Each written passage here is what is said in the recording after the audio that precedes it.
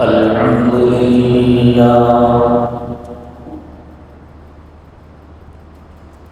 الحمد لله وحده والصلاة والسلام على من لا نبي بعده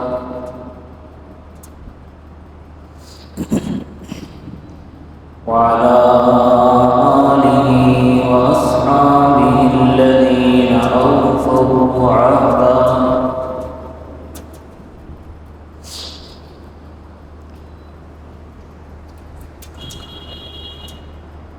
ونشهد أن لا إله إلا الله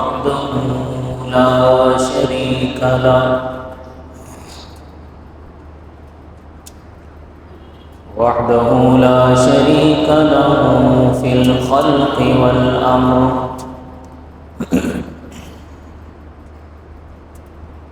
إرغاما لمن جحد به وكفر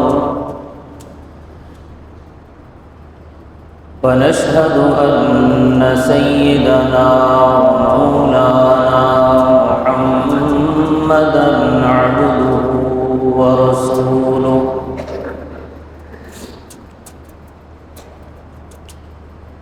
صلى الله تعالى عليه وعلى آله وأصحابه الذين هم خلاصة العرب العرباء وخير الخلائق بعد الأنبياء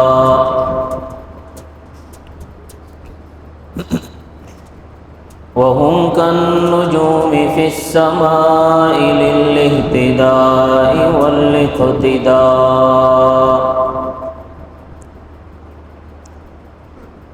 وهم مفاتيح الرحمة ومصابيح الغرر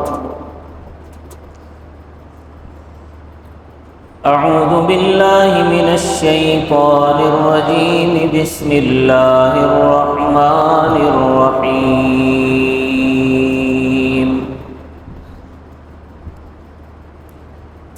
يا أيها النبي إنا أرسلناك شاهدا ومبشرا ونذيرا وداعيا إلى الله بإذنه وسراجا منيرا صدق الله العظيم رب اشرح لي صدري ويسر لي أمري واحلل عقدة من لساني يفقه قولي رب زدني علما رب زدني علما رب زدني علما سبحانك لا علم لنا إلا ما علمتنا إنك أنت العليم الحكيم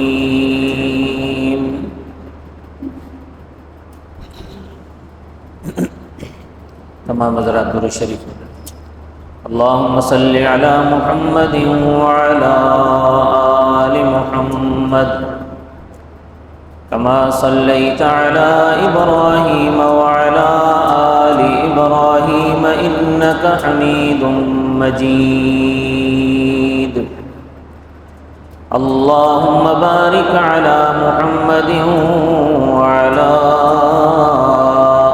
آل محمد كما باركت على إبراهيم وعلى آل إبراهيم إنك حميد مجيد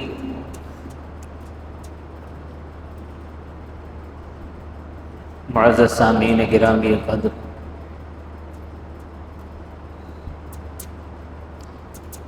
میں نے آپ حضرات کے سامنے جو آیت کریمہ تلاوت کی ہے اس آیت میں اللہ تبارک و تعالی نے حضور اکرم صلی اللہ علیہ وسلم کی 5 صفات بیان فرمائی ہیں۔ ویسے تو پورا قرآن ہی نبی اکرم صلی اللہ علیہ وسلم کی تعریفوں سے بھرا ہوا ہے،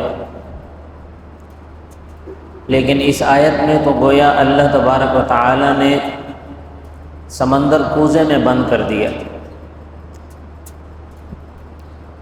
5 صفات کا ذکر فرمایا ہے، اور ان 5 صفات سے پہلے اپنے نبی سے مخاطب ہونے کا سلیقہ سکھایا ہے،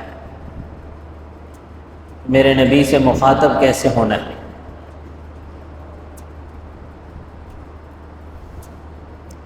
قرآن کریم کے اندر مختلف مقامات پر مختلف انبیاء سے اللہ تبارک و تعالی نے خطاب فرمایا ہے۔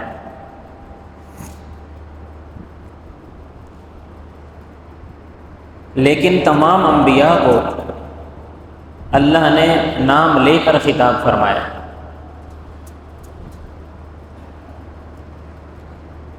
حضرت آدم علیہ السلام سے فرمایا یا آدم اسکن انت وزوجک الجنہ، اے آدم تم اور تمہاری بیوی جنت میں ٹھہرو۔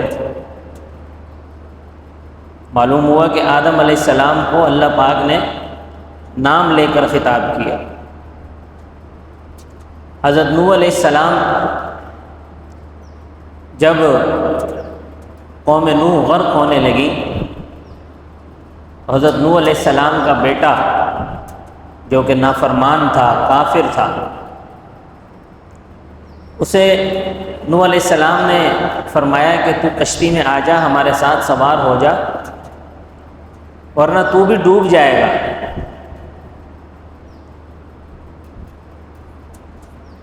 تو اس نے کہا سآوی الی جبل یعصمنی من الماء، کہ میں پہاڑ کی چوٹی پر چڑھ جاؤں گا، مجھے پانی کچھ نہیں کہے گا۔ حضرت نوح علیہ السلام نے فرمایا قال لا عاصم اليوم من امر اللہ الا من رحم، کہ آج کے دن اللہ کے عذاب سے کوئی نہیں بچ سکتا، ہاں جس پر اللہ رحم کر دے وہ بچ جائے گا۔ تو ابھی یہ بات چیت ہو رہی تھی، وحال بینہم الموج فکان من المغرقین، ایک موج ان دونوں کے درمیان حائل ہو گئی اور حضرت نوح علیہ السلام کا بیٹا غرق ہو گیا۔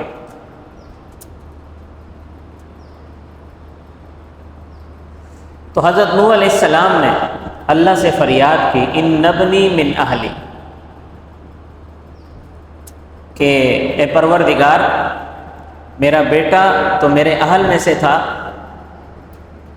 اور تیرا یہ وعدہ تھا کہ تیرے اہل میں سے کوئی بھی اس عذاب کا شکار نہیں ہوگا۔ وَإِنَّ وَعْدَكَ الْحَقُّ، اے اللہ آپ کا وعدہ تو سچا تھا۔ وَأَنْتَ أَحْكَمُ الْحَاكِمِينَ، اور آپ تمام بادشاہوں کے بادشاہ ہیں۔ تو اللہ تبارک و تعالی نے فرمایا یا نوح انہ لیس من اہلک، اے نوح یہ تیرے اہل میں سے نہیں تھا، انہ عمل غیر صالح، کیونکہ اس کے اعمال اچھے نہیں تھے۔ تو معلوم ہوا کہ حضرت نوح علیہ السلام کو بھی نام لے کر اللہ پاک نے خطاب فرمایا۔ حضرت داؤد علیہ السلام سے فرمایا یا داؤد انا جعلناک خلیفۃ فی الارض، اے داؤد ہم آپ کو زمین میں اپنا خلیفہ بنائیں گے۔ تو معلوم یہ ہوا کہ حضرت داؤد علیہ السلام کو بھی نام لے کر خطاب کیا گیا۔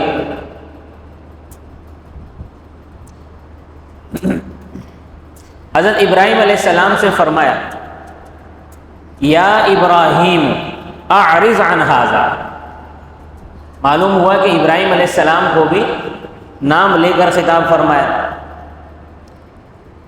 حضرت موسیٰ علیہ السلام سے فرمایا وما تلک بیمینک یا موسیٰ، کہ اے موسیٰ تیرے دائیں ہاتھ میں کیا ہے؟ معلوم ہی ہوا کہ حضرت موسیٰ علیہ السلام کو بھی نام لے کر خطاب کیا گیا۔ حضرت عیسیٰ علیہ السلام سے فرمایا یا عیسیٰ ابن مریم، اے عیسیٰ ابن مریم، اذ قال اللہ یا عیسیٰ ابن مریم اانت قلت للناس اتخذونی وامی الہین من دون اللہ۔ عیسیٰ علیہ السلام سے کہا کہ اے عیسیٰ ابن مریم، کیا تم نے لوگوں سے کہا تھا کہ میرے بعد تم میری اور میری ماں کی عبادت کرنا، مجھے اور میری ماں کو اپنا معبود بنا لینا؟ معلوم یہ ہوا کہ حضرت عیسیٰ علیہ السلام کو بھی نام لے کر خطاب فرمایا۔ غرض جتنے انبیاء کا ذکر قرآن میں آیا ہے، تمام انبیاء کو اللہ تبارک و تعالی نے نام لے کر خطاب فرمایا ہے، لیکن جب جناب نبی اکرم صلی اللہ علیہ وسلم کی باری آئی تو اللہ تبارک و تعالی نے پورے قرآن میں کہیں بھی نام لے کر خطاب نہیں فرمایا، بلکہ کہیں پر کہا یا ایھا المدثر، کہیں پر کہا یا ایھا المزمل، کہیں پر فرمایا یا ایھا المزمل، کہیں پر فرمایا یا ایھا النبی، کہیں پر فرمایا طٰہٰ، کہیں پر فرمایا یاسین۔ اس جیسے پیارے القابات سے اللہ تبارک و تعالی نے اپنے محبوب کو خطاب فرمایا ہے۔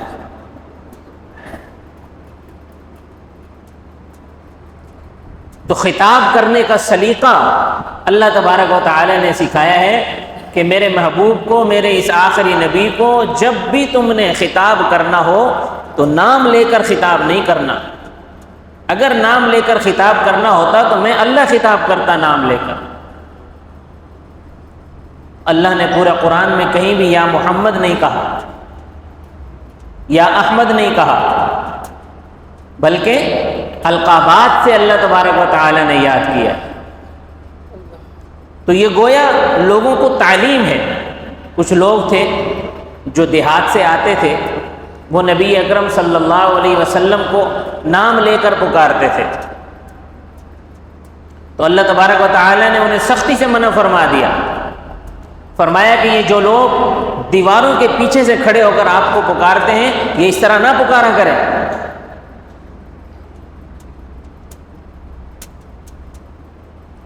تو سب سے پہلے آپ کو پکارنے کا سلیقہ سکھایا، اس کے بعد پھر اللہ تبارک و تعالی نے آپ صلی اللہ علیہ وسلم کی 5 صفات کو بیان فرمایا۔ پہلی صفت اللہ پاک نے بیان فرمائی انا ارسلناک شاہدا، کہ ہم نے آپ کو شاہد، گواہ بنا کر بھیجا۔ آپ گواہی دیں گے، آپ گواہ ہیں۔ کس چیز کے گواہ ہیں؟ بخاری شریف میں اور ترمذی شریف میں ایک روایت ہے کہ نبی اکرم صلی اللہ علیہ وسلم نے ارشاد فرمایا کہ قیامت کے دن جب تمام انبیاء اللہ کے حضور جمع ہوں گے اور تمام انبیاء کی امتیں بھی اللہ کے حضور موجود ہوں گی، تو اللہ تبارک و تعالی انبیاء سے سوال کریں گے کہ کیا تم نے میرا پیغام اپنی امتوں تک صحیح پہنچا دیا تھا؟ مثال کے طور پر، یہ مثال بھی نبی اکرم صلی اللہ علیہ وسلم نے خود بیان فرمائی۔ مثال کے طور پر نوح علیہ السلام سے پوچھا جائے گا کہ اے نوح، کیا آپ نے میرا پیغام اپنی امت تک پہنچا دیا تھا؟ تو نوح علیہ السلام کہیں گے کہ یا اللہ، میں نے آپ کا پیغام من عن، جس طرح آپ نے دیا تھا اسی طرح اپنی امت کو پہنچا دیا تھا۔ تو قوم، نوح علیہ السلام کی قوم انکار کرے گی، وہ کہے گی کہ ہم تک کوئی پیغام نہیں پہنچایا، اگر پہنچایا ہے تو گواہ پیش کرے۔ تو اللہ تبارک و تعالیٰ نوح علیہ السلام سے کہیں گے کہ گواہ پیش کرو۔ تو نوح علیہ السلام کہیں گے کہ یا اللہ، میری گواہ امت محمد ہے۔ کون ہے میری گواہ؟ امت محمد ہے۔ تو نوح علیہ السلام کی قوم کہے گی کہ امت محمد کیسے گواہی دے سکتی ہے، وہ تو اس وقت موجود نہیں تھے۔ امت محمد گواہی دے گی کہ یا اللہ، ہم گواہی دیتے ہیں، یعنی ہم لوگ گواہی دیں گے کہ یا اللہ، ہم گواہی دیتے ہیں کہ حضرت نوح علیہ السلام نے آپ کا پیغام اپنی امت کو ٹھیک ٹھیک پہنچا دیا تھا، ان لوگوں نے نہیں مانا تھا، تو قوم کہے گی کہ یہ کیسے گواہی دے سکتے ہیں، یہ تو موجود نہیں تھے اس وقت، یہ کیسے گواہی دے سکتے ہیں؟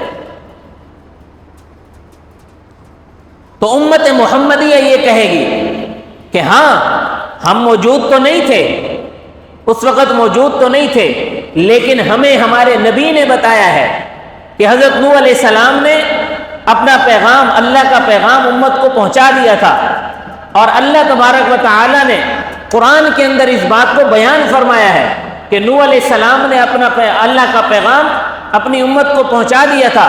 تو اللہ کی یہ بات، اللہ کی یہ کتاب، اللہ کا یہ قرآن ہم نے رسول اللہ کی زبانی سنا، ہم اس پر ایمان لائے، اس ایمان لانے کی بنیاد پر آج ہم گواہی دے رہے ہیں کہ نوح علیہ السلام سچ کہہ رہے ہیں۔ رسول اللہ صلی اللہ علیہ وسلم فرمائیں گے کہ ہاں میں اپنی امت کی تصدیق کرتا ہوں۔ فرمایا یہ ہے شاہدن، ہم نے آپ کو شاہد بنا کر بھیجا۔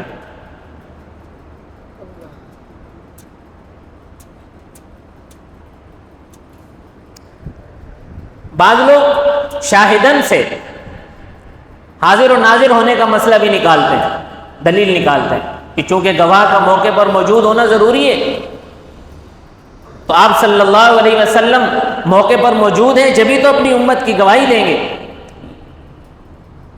یہ ان کا استدلال غلط ہے، کیونکہ قرآن کے اندر ایسے بہت سارے واقعات موجود ہیں کہ جن میں گواہ موقع پر موجود نہیں ہے لیکن گواہی دی ہے اس نے، اور اس کی گواہی مانی گئی ہے۔ جیسے کہ یوسف علیہ السلام پر جب تہمت لگی تو اس کمرے میں جہاں پر زلیخا نے حضرت یوسف علیہ السلام کو گھیرنے کی کوشش کی، وہاں کو تیسرا آدمی موجود نہیں تھا، صرف یوسف علیہ السلام تھے اور زلیخا تھی۔ اور جب یوسف علیہ السلام آگے آگے بھاگے اور دروازے کھول کر باہر نکلے تو سامنے عزیز مصر کھڑا تھا، اور اس نے زلیخا نے تہمت لگا دی کہ یہ تو میرے ساتھ دست درازی کر رہا تھا، میری عزت لوٹنے کی کوشش کر رہا تھا۔ تو عزیز مصر کے خاندان میں سے کسی نے گواہی دی اور اس کی گواہی مانی گئی، تو وہ موقع پر تو موجود نہیں تھا لیکن اس کی گواہی تو مانی گئی ہے۔ اسی طرح حضرت عیسیٰ علیہ السلام نے اپنی والدہ مریم کے حق میں گواہی دی کہ میری والدہ مریم یہ صدیقہ ہے، میری والدہ نے کوئی غلط کام نہیں کیا ہے۔ حضرت عیسیٰ علیہ السلام تو اس وقت پیدا بھی نہیں ہوئے تھے، پیدا ہونے کے بعد گواہی دی۔ جس وقت قوم نے تہمت لگائی اس وقت حضرت عیسیٰ علیہ السلام تو پیدا بھی نہیں ہوئے تھے، پیدا ہوئے جب لے کر آئیں تو قوم نے مزید ہلہ گلہ کیا، تو حضرت عیسیٰ علیہ السلام نے بچپن میں اپنی ماں کی گواہی دی اور قرآن نے اس گواہی کو تسلیم کیا اور لوگوں نے بھی اس گواہی کو تسلیم کیا۔ تو بعض مواقع پر گواہ کا موقع پر موجود ہونا ضروری نہیں ہے لیکن اس کی گواہی معتبر ہوتی ہے۔ اسی طرح امت محمد بھی چونکہ پچھلے انبیاء کی امتوں کے درمیان موجود نہیں ہے لیکن اللہ کے ہاں اس امت کی گواہی معتبر ہوگی، اور رسول اللہ صلی اللہ علیہ وسلم اپنی امت کی تصدیق فرمائیں۔ یہ مطلب ہے شاہدن، کہ ہم نے آپ کو شاہد بنا کر بھیجا۔ دوسری صفت بیان فرمائی مبشرن، ہم نے آپ کو بشارتیں دینے والا بنا کر بھیجا، خوشخبریاں دینے والا بنا کر بھیجا۔ آپ صلی اللہ علیہ وسلم نے لوگوں کو مختلف مواقع پر جنت کی خوشخبریاں دی۔ عشرہ مبشرہ کو جنت فرمایا، ابو بکر فی الجنہ، عمر فی الجنہ، عثمان فی الجنہ، علی فی الجنہ، طلحہ فی الجنہ، زبیر فی الجنہ، عبد الرحمن بن عوف فی الجنہ۔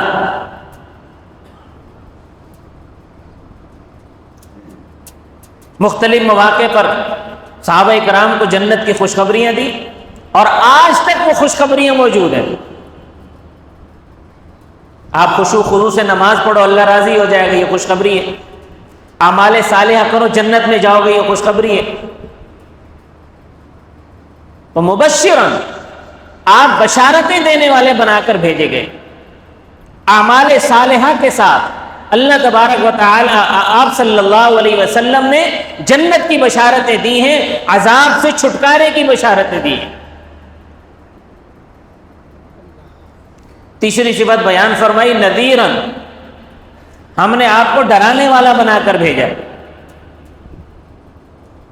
جس طرح آپ صلی اللہ علیہ وسلم خوشخبریاں دینے والے تھے، اسی طرح آپ ڈرانے والے بھی تھے۔ گناہوں سے ڈرایا آپ نے، کفر اور شرک سے ڈرایا آپ نے، بدعات سے ڈرایا آپ نے۔ والدین کی نافرمانی کرو گے تو جہنم میں جاؤ گے، والدہ کی نافرمانی کرو گے جہنم میں جاؤ گے، نماز چھوڑو گے تو جہنم میں جاؤ گے، فلاں گناہ کرو گے تو یہ سزا ملے گی جہنم میں، فلاں گناہ کرو گے تو یہ سزا ملے گی۔ نذیرا، ہم نے آپ کو ڈرانے والا بنا کر بھیجا۔ چوتھی صفت وَدَاعِيًا إِلَى اللَّهِ بِإِذْنِهِ، ہم نے آپ کو اللہ کی طرف بلانے والا بنا کر بھیجا۔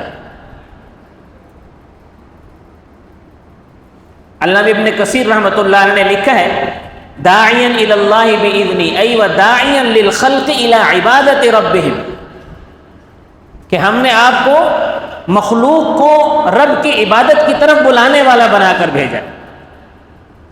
یہ اصل کام ہے پیغمبر کا، جس کی طرف اشارہ فرمایا۔ حضرت آدم علیہ السلام سے لے کر جناب نبی اکرم صلی اللہ علیہ وسلم تک تمام انبیاء کی دعوت کا مرکزی نقطہ یہی رہا ہے، داعیا الی اللہ، لوگوں کو اللہ کی عبادت کی طرف بلائے۔ لوگوں نے جن غیر اللہ کو اپنا معبود بنا رکھا تھا، جن مورتیوں کو اپنا پیشوا اور مقتدا بنا رکھا تھا، ان سے آپ صلی اللہ علیہ وسلم نے انکار کرنا سکھایا، لوگوں کو بتایا کہ یہ مورتیاں نہ تمہیں نفع دے سکتی ہیں اور نہ تمہارے نقصان کے مالک ہیں۔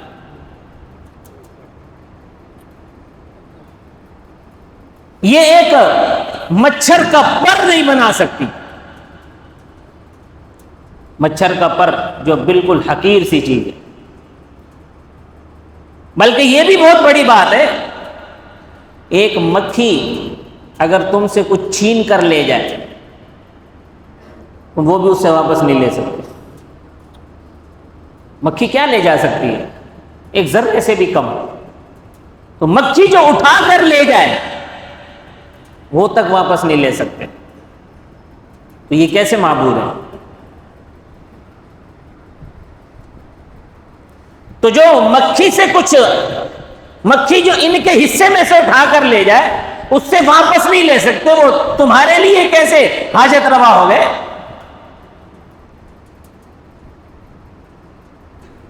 وہ تمہاری مشکلیں کیسے حل کریں گے جو اپنی مشکلیں نہیں حل کر سکتے؟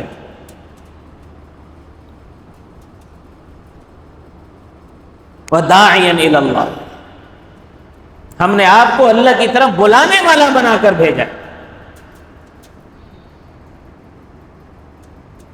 یہ آپ صلی اللہ علیہ وسلم کی چوتھی صفت۔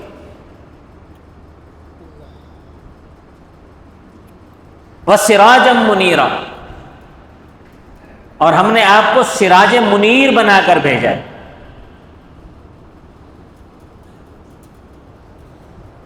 سراج منیر، سراجا منیرا، یعنی آپ کو سورج کی طرح چمکدار بنا کر بھیجا ہے، سورج کی طرح روشن بنا کر بھیجا ہے۔ سورج کتنا روشن ہوتا ہے؟ جب سورج طلوع ہو جائے تو کسی روشنی کی ضرورت نہیں رہتی۔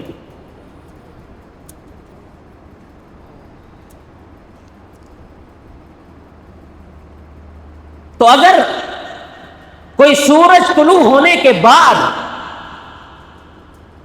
دیا جلائے یا بلب جلائے یا کوئی اور روشنی کا انتظام کرے تو اس کو بیوقوف کہا جائے گا۔ اس جملے میں اشارہ ہے آپ کی ختم نبوت کی طرف، کہ جس طرح سورج طلوع ہونے کے بعد کسی روشنی کی ضرورت باقی نہیں رہتی، اسی طرح نبی اکرم صلی اللہ علیہ وسلم کو چونکہ اللہ نے سراج منیر بنا کر بھیجا ہے تو آپ کی نبوت کے بعد کسی نبی کی ضرورت نہیں۔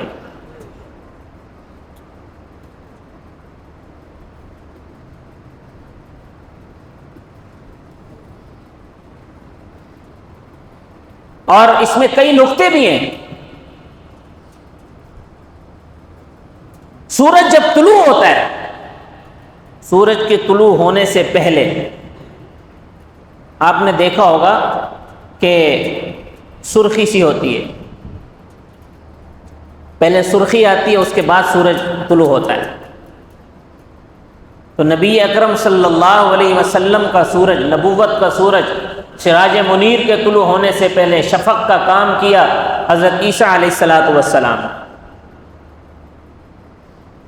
اپنی قوم سے کہا کہ اے میرے قوم والو، اے بنی اسرائیلیو، یاتی من بعد اسمہ احمد، میرے بعد ایک نبی آنے والے ہیں جن کا نام احمد ہوگا۔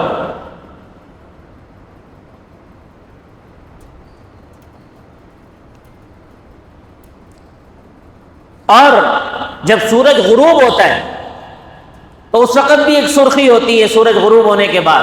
اس کا مطلب یہ ہوتا ہے کہ اب رات آنے والی، اب دنیا سے روشنی کا راج ختم ہونے والا ہے۔ تو وہ غروب ہونے والی جو سرخی ہوتی ہے اس کا کام بھی حضرت عیسیٰ علیہ السلام دیں گے جب قرب قیامت تشریف لائیں گے۔ قرب قیامت جب حضرت عیسیٰ علیہ السلام تشریف لائیں گے تو گویا یہ اس بات کا اعلان ہوگا کہ اب دنیا کا نظام ختم ہو چکا ہے، اب قیامت قریب ہے، اب دنیا کے نظام کو لپیٹ دیا جائے گا۔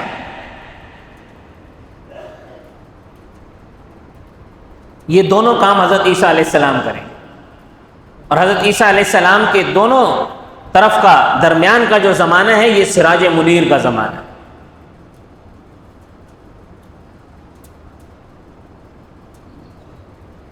آفتاب نبوت جب طلوع ہوا، آپ کے طلوع ہونے سے پہلے عرب کے اندر اندھیرا ہی اندھیرا تھا۔ کون سی ایسی برائی تھی جو عربوں کے اندر موجود نہیں تھی؟ نبی کریم صلی اللہ علیہ وسلم عربوں میں تشریف لائے، آپ بلا واسطہ عربوں کے نبی ہیں اور بالواسطہ ہمارے نبی ہیں۔ اس لیے فرمایا کہ عرب کے اندر اگر کوئی کفر اختیار کرے گا اس کے لیے دوسری تیسری کوئی چیز نہیں ہے، اس کو قتل کر دیا جائے گا، کیونکہ نبی کریم صلی اللہ علیہ وسلم بلا واسطہ وہاں تشریف لائے اور ہم عربوں کے واسطے سے مسلمان ہوئے ہیں، تو اس لیے ان کی ذمہ داری بھی زیادہ ہے۔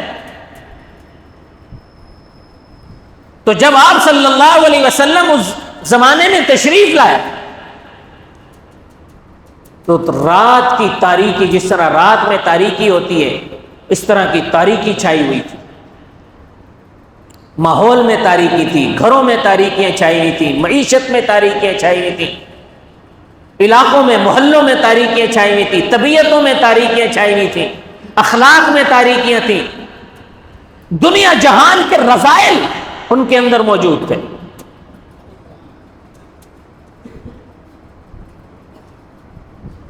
بیٹیوں کو زندہ درگور کر دینا،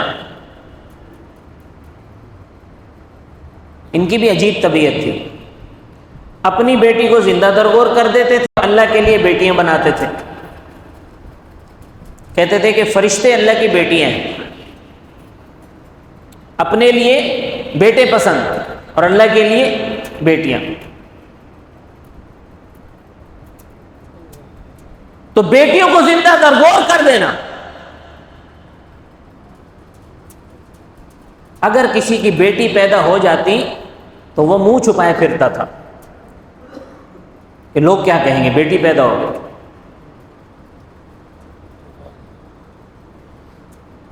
طاقتور کمزور پر حاوی تھا، کسی کا حق مار لینا تو عام سی بات تھی۔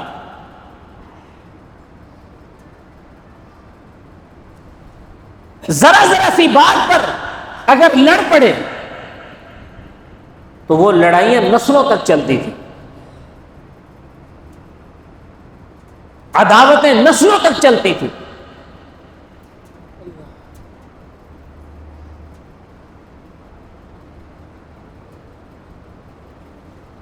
اس عالم میں، اس ماحول میں سراج منیر طلوع ہوا۔ اس ماحول میں رسول اللہ تشریف لائے، اتر کر ہرا سے سوئے قوم آیا، وہ ایک نسخہ کیمیا ساتھ لایا، مس سے خام کو جس نے کندن بنایا، کھرا اور کھوٹا الگ کر دکھایا، عرب جس پہ قرنوں سے تھا جہل چھایا، پلٹ دی بس ایک آن میں اس کی کایا، رہا ڈرنا بیڑے کو موجے بلا کا، ادھر سے ادھر پھر گیا رخ ہوا کا۔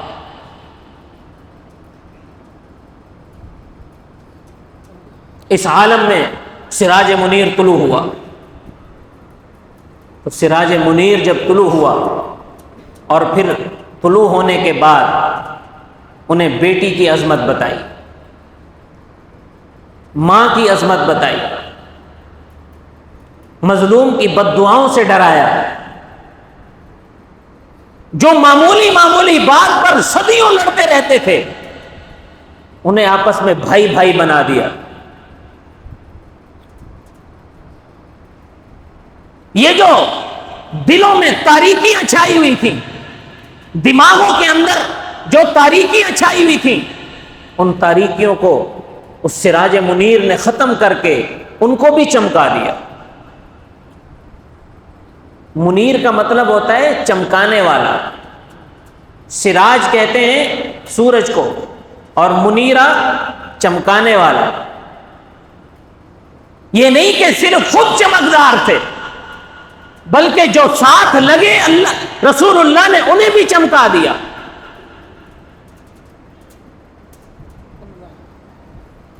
کیسے چمکایا؟ ابو بکر بن ابی قحافہ تھے، رسول اللہ کے ساتھ ملے، سراج منیر نے چمکایا تو صدیق اکبر بن گئے۔ عمر بن خطاب تھے، سراج منیر کے ساتھ ملے، سراج منیر نے چمکایا، فاروق اعظم بن گئے۔ عثمان تھے، صرف عثمان بن عفان تھے، سراج منیر کے ساتھ ملے، سراج منیر نے چمکایا، ذو النورین بن گئے۔ علی المرتضیٰ تھے، سراج منیر کے ساتھ ملے، سراج منیر نے چمکایا، اسد اللہ الغالب بن گئے۔ عبداللہ ابن مسعود تھے، سراج منیر نے چمکایا، مفسر قرآن بن گئے۔ عبداللہ ابن عباس، صرف عبداللہ ابن عباس تھے، رسول اللہ سے ملے، سراج منیر نے چمکایا تو مفسر قرآن بن گئے۔ عبد الرحمن بن عوف، صرف عبد الرحمن بن عوف تھے، رسول اللہ سے ملے، سراج منیر نے چمکایا، تجارت کے اوصاف سکھا گئے، جنت کے وارث بن گئے۔ تو صرف سراج منیر یہ نہیں کہ خود چمکے، بلکہ جسے ساتھ ملایا اسے بھی چمکا ہے، اکیلے نہیں چمکے، اوروں کو بھی چمکایا۔ اسی لیے فرمایا اصحابی کالنجوم، میرے صحابہ ستاروں کے مانند ہیں۔ فَبِأَيِّهِمُ اقْتَدَيْتُمْ اهْتَدَيْتُمْ، جس کے پیچھے چلو گے ہدایت پا جاؤ گے۔ جس طرح میں چمک رہا ہوں، میرے صحابہ بھی چمک رہے ہیں، جس کے پیچھے چلو گے ہدایت پا جاؤ گے۔ ستاروں سے راستے دیکھے جاتے ہیں نا، ستاروں کے ذریعے سے راستہ معلوم کیا جاتا ہے، قطب ستارے کے ذریعے سے۔ اسی لیے رسول اللہ نے صحابہ کو ستاروں سے تشبیہ دی کہ یہ میرے ساتھی ستاروں کے مانند ہیں، جس طرح آسمان پر ستارے چمک رہے ہیں یہ بھی چمک رہے ہیں۔ اور ان کو رسول اللہ نے فرمایا، گویا بتایا کہ ان کو چمکایا میں نے، صحابہ جو چمکے ہیں رسول اللہ کی وجہ سے چمکے ہیں۔ تو آپ بھی اور میں بھی چمکنا چاہتے ہیں کہ نہیں چمکنا چاہتے؟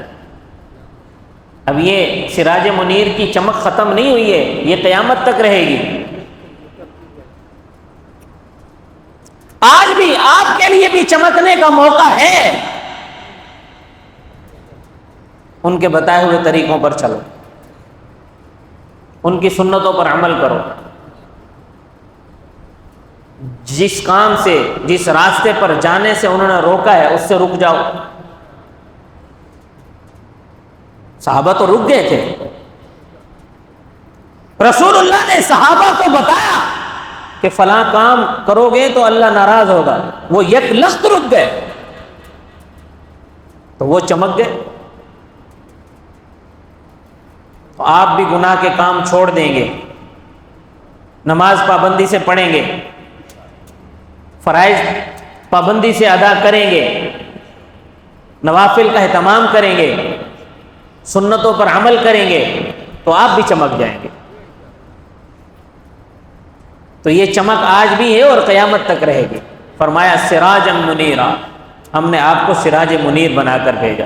اللہ تبارک و تعالی مجھے اور آپ کو رسول اللہ صلی اللہ علیہ وسلم کے طریقوں پر عمل کرنے کی توفیق عطا فرمائے۔ وما علینا الا البلاغ المبین۔